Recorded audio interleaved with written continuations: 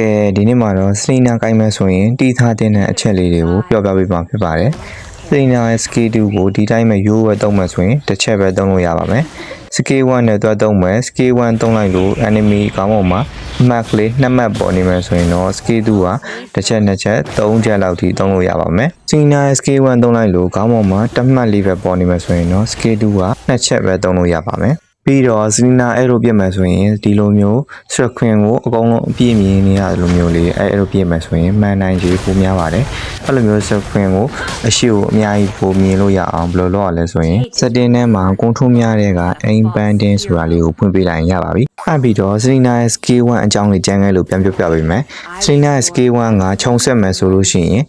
တေးသေးချာချာလေးခြုံဆက်ရပါမယ်ဒီဘာပြထားတဲ့လိုမျိုးခြုံထဲမှာ enemy ရှိမရှိကို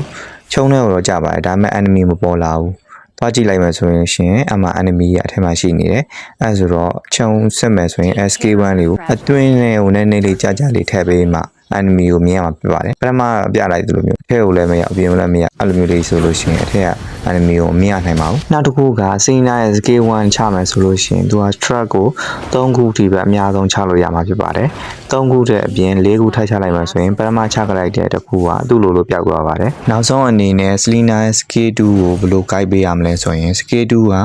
ကိုမှန်းရင်မှန်းတော်သလိုသူကမှန်နိုင်ခြေများပါတယ်အမှန်တော်ကိုဘာလို့အောင်မလဲဆိုရင် file 1နေ့တိုင်းဆွဲပါ file 1နေ့တိုင်းဆိုလို့ရှိရင်အမှန်တော်နိုင်ပါတယ်အဲ့တော့ file 1ရဲ့အဓိပ္ပာယ်ကတော့ဘာမှသူကကိုယ့်ကိုယ်တွေ့ကြည့်လိုက်ပါတော့ဗီဒီယိုကိုဆုံးကြည့်ပြီးတဲ့တယောက်ချင်းအောင်ကျေးဇူးတင်ပါတယ်ခင်ဗျ